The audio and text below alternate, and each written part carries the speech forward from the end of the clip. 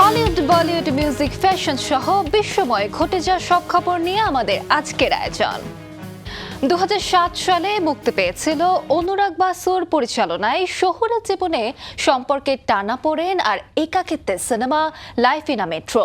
এরপর পেরিয়ে গেছে 18 বছর, বদলে গেছে পরিবেশ, বদলেছে মানুষের মন, ভালোবাসার সংজ্ঞাও। কিন্তু সম্পর্কের ভাঙা গড়ার গল্প এখনো কি একই রকম? এই প্রশ্নকে নতুন করে ছুঁয়ে দেখতে যেন অনুরাগ ফিরলেন মেট্রো ইন দিনো নিয়ে। মামুনুর রশিদ পনেল জানাচ্ছেন বিস্তারিত।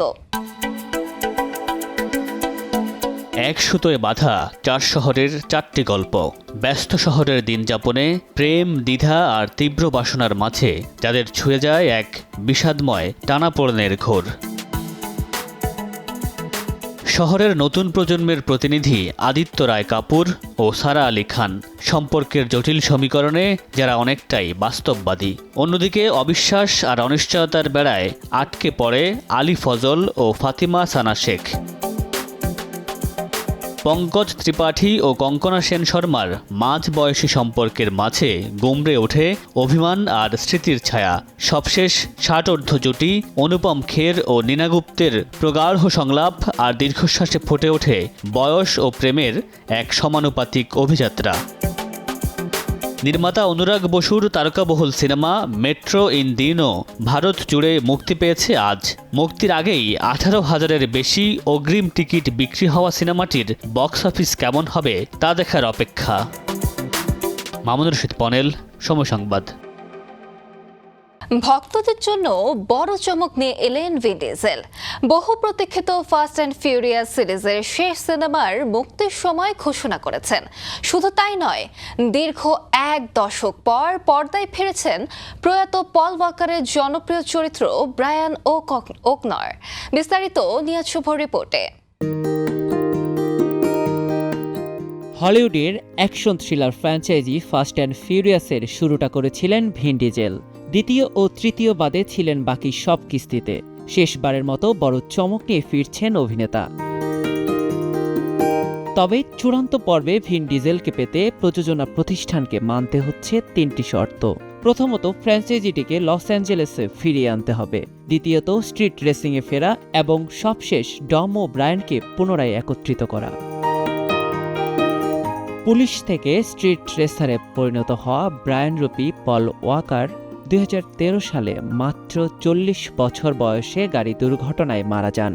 পর্দায় তার চরিত্রটি কিভাবে ফিরবে তা নিয়ে বিস্তারিত কিছু জানাননি ভিন ডিজেল। তবে সাম্প্রতিক বছরগুলোতে হলিউডে প্রয়াত অভিনেতাদের চরিত্র সিজিআই ও বডি ডাবলের মাধ্যমে ফিরিয়ে আনার নজির রয়েছে। এখন পর্যন্ত এই ফ্র্যাঞ্চাইজির 10টি সিনেমা মুক্তি পেয়েছে। চূড়ান্ত ফাস্ট অ্যান্ড ফিউরিয়াস সিনেমাটি মুক্তির প্রাথমিক সময় 2027 সালের এপ্রিলের কথাও নিশ্চিত করেছেন অভিনেতা ভিন ডিজেল। নিয়াজ শুভ, সময় সংবাদ। 2 নারী কেন্দ্রিক গল্পের আবেগঘন শুরু দেখল সিনেপ্রেমীরা। নারীর আবেগ, শোক, শক্তি ও ভালোবাসার বহুমাত্রিক দিক এবার বড় পর্দায় ধরা পড়েছে। 3 জুলাই প্রকাশ পেয়েছে জয়া আহসানের ডিয়ার মা সিনেমার ট্রেলার। অন্যদিকে শুক্রবার প্রেক্ষাগৃহে মুক্তি পেয়েছে ম্যাডাম সেনগুপ্ত। দুটি সিনেমা দুটি ভিন্ন পটভূমিতে গড়ে উঠলেও তাদের আবেগের ভাষা এবং নারী চরিত্রের দৃঢ়তা দর্শকদের হৃদয়ে এক গভীর রেখা টেনে দিচ্ছে। তাহমিনা তন্নি জানাচ্ছেন বিস্তারিত। যেখানে রক্তের সম্পর্ক নেই সেখানে কি সত্যিই জিততে পারে ভালোবাসা? এই এক প্রশ্নেই যেন স্পষ্ট হয়ে ওঠে সম্পর্কের জটিলতা, আত্মিক টানাপোড়েন ও নিঃশব্দ অভিমান, যার কেন্দ্রে দাঁড়িয়ে ডিয়ার মা। 3 মিনিট 30 সেকেন্ডের এই ট্রেলারে উঠে এসেছে এক মায়ের সঙ্গে মেয়ের সম্পর্কের দূরত্ব, অব্যক্ত ভালোবাসা আর শোকের ছায়া। অন্যদিকে গল্পে যুক্ত হয়েছে পুলিশি তদন্তের এক থ্রিলার উপাদান, যেখানে শাশ্বত চট্টোপাধ্যায়কে দেখা গেছে এক সংবেদনশীল পুলিশ অফিসারের চরিত্রে। অনিরুদ্ধ রায় চৌধুরী পরিচালিত এই সিনেমাটিতে এবার মায়ের চরিত্রে দেখা গেছে জয়া আহসানকে। ইতিমধ্যে তার এই চরিত্র মন জয় করেছে দর্শকদের। যার সঙ্গে রক্তের সম্পর্ক নেই তাকে কি মা হয়ে ভালোবাসা যায়? সে স্নেহডোরে বেঁধে রাখার আপ্রাণ চেষ্টা কি শেষ পর্যন্ত হেরে যাবে? এই প্রশ্নের উত্তর মিলবে আগামী 18 জুলাই বড় পর্দায় মুক্তি পাবে সিনেমাটি। অন্যদিকে মেয়ে হারানোর শোক, সেই শোকের ভেতর জন্ম নেওয়া প্রতিশোধের আগুন এবং শেষ পর্যন্ত সত্যের মুখোমুখি হওয়ার গল্প নিয়ে প্রেক্ষাগৃহে হাজির হয়েছে ম্যাডাম সেনগুপ্ত। সায়ন্তন ঘোষাল পরিচালিত এই সিনেমাটি মুক্তি পেয়েছে 4 জুলাই, যেখানে অনুরেখার চরিত্রে অভিনয় করেছেন ঋতুপর্ণা সেনগুপ্ত। তাহমিনা তন্নি, সময় সংবাদ।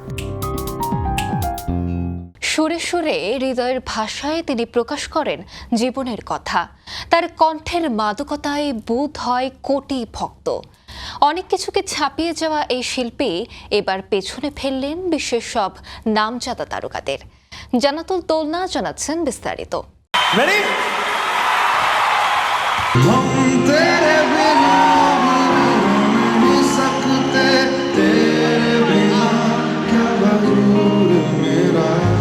একটা প্রজন্ম যেন বেড়ে উঠছে তার গানে। প্রেমের শুরু, অপেক্ষা কিংবা ভাঙন, সবকিছুর সুর যেন তিনিই তৈরি করে দিয়েছেন।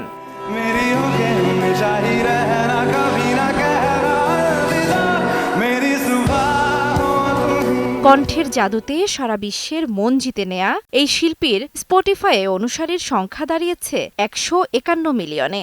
এই সংখ্যাটি তাকে বসিয়েছে গ্লোবাল চার্টের শীর্ষে। তুম হি হো কিংবা কেসারিয়া, যে গানেই কণ্ঠ দিয়েছেন সেটিই হয়ে উঠেছে কোটি মানুষের অনুভবের প্রতিচ্ছবি।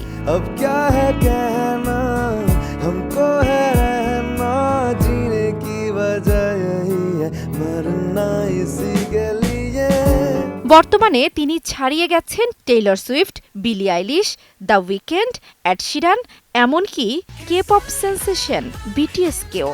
139 মিলিয়ন অনুসারী নিয়ে তালিকায় টেইলর সুইফট আছেন দ্বিতীয় স্থানে, আর বিটিএস এর রয়েছে 80 মিলিয়ন। 2019 সালে ভারতে স্পটিফাই চালু হওয়ার পর প্ল্যাটফর্মটির ইতিহাসে এক নির্লিপ্ত, লাজুক বাঙালি গায়কের এই জয় যেন সঙ্গীতের এক নীরব বিপ্লব।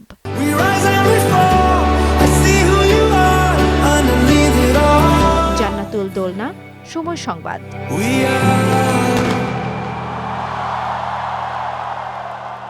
এই ছিল বিনোদন বিশ্বের আজকের আয়োজন। সঙ্গে থাকুন সময়ে।